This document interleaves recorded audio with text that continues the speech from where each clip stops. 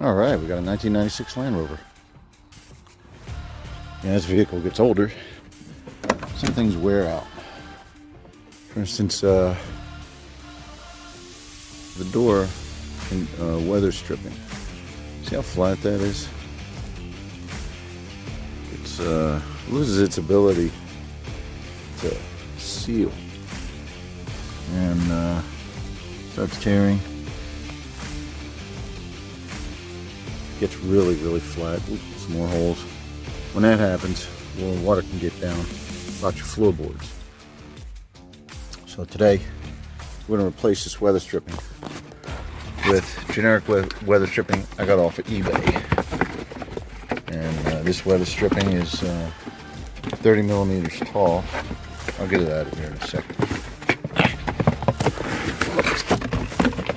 Okay, obviously it's a live video.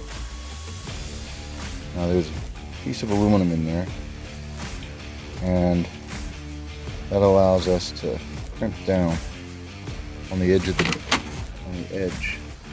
the vehicle. Now these come off very easily. Yeah.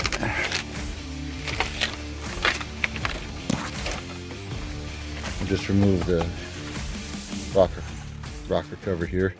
This particular rocker cover pinches down on it, as you can see, and retains it in place.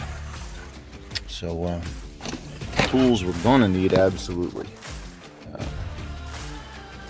is a pair of wire cutters and a mallet. Had to run in the garage for it. So you don't want to use a steel hammer because you'll bend stuff up. Want to be nice to it. Nice rubber mallet, and in the corners use the round edge. If there's some place you can't get into, use back edge, back into the handle. All right, let's get going. First, let's clean it up. Get the chunks off.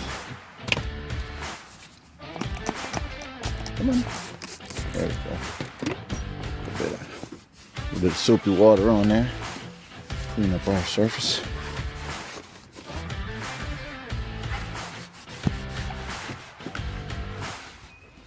We'll do this all the surfaces that it's going on. So we'll start here in the corner because you cannot do a right angle with these. You can do like a 45 and you can do a curve, but you cannot do a 90. That's just not going to work. And it's a good place to start and stop. So we'll start this right here. Hard to do it one-handed, so I'm just going to film it intermittently. Open up the opening a little bit more than it was in the box, and that's so that it can come over the top of this here piece of trim. But on this truck, the weather stripping trim helps retain your interior trim in the truck. So it's going to go right up in there. And just try to push on one-handed. There we go, it's going up. Yep. Push that up flush. Some flushing. What I'll do is with one hand I'll make sure that the interior trim is snug, and then with my other hand push this one. Now if I need to, I can use a screwdriver to open up the opening of the weather stripping to get over anything that is extra fat. For instance, right here, that's a little thicker, and don't mean have to go on so easy. You got it on there initially. Now I'm gonna seat it. I'm not hitting it very hard. See it moving a little bit. There we go. Sometimes it's a matter of moving it back and forth. Get it on there. For the most part, it's pretty easy. And when you get it into a corner like this, hard to do one hand. But put it in as best you can and put it on just past the curve. Then holding it like this, putting pressure that way, so you're pushing on it. Take your hammer and start seating it. And you'll notice that when you start hitting here, the weather stripping will move because you're putting pressure on it. And that'll make sure it's snug into the curve of the door. And do that with all your curves. Okay, so up here in the corner, it's actually 135 degrees. I said 45 earlier, but that's the minor angle. So it's 135 degrees. What we can do is, and I haven't put this on before. Okay, this has a curve just because it's hanging. Wiggle it into the corner, and come just a little bit further. Now I'm holding this and I'm going to push that way. And I'm going to grab my mallet and seat it into the corner while applying pressure. It only moved a tiny bit, but that tiny bit makes a big difference in getting a good seal. Okay, otherwise it'll tend to fall down after a few months. So do that with every corner except the 90 degree.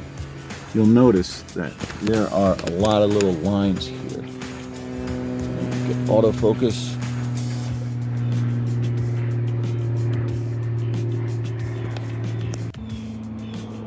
You'll notice that there's a lot of little lines on the side here. And that's because this is not reinforced with a solid piece of aluminum. Instead, it's a whole bunch of tiny little pieces connected here at the top. And that way, it can bend to and fro, but there are limitations. So we have that curve right there, 135 degrees. It'll look a little better once it's all in. And then we come to the 90. So I will continue it to the corner, and then I'll put a little silicone on here to seal it up. You can see I've notched it, and that way when I put it in, there's going to be overlap, and we'll get a pretty good seal. A little bit of silicone I put in there afterwards will complete it. So we'll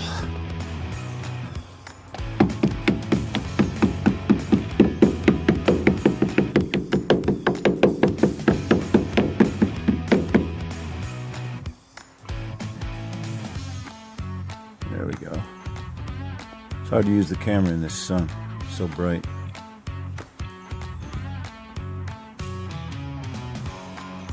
There is a tiny bit of a gap, but I said I can use a dab of silicone. I can also take some of the rubber and roll it up, and I can insert it into the tube and extend it. Okay, that's a way of joining two pieces if you have a requirement for more than one piece. Now, when I cut the end off, I wanted to show you. Well, when I cut the end off, I had this little piece. So I wanted to show you what's in there. See? Whole bunches of little tabs. That allows you to get your flexibility. Okay, here's our brand new seal.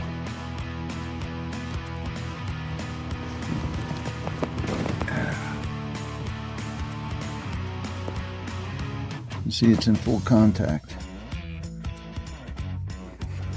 After I seal up this corner, I'll do the real test. Hose it all down and go through a car wash, and we'll see what leaks. Like and subscribe, or I'll set this fella loose in your garage.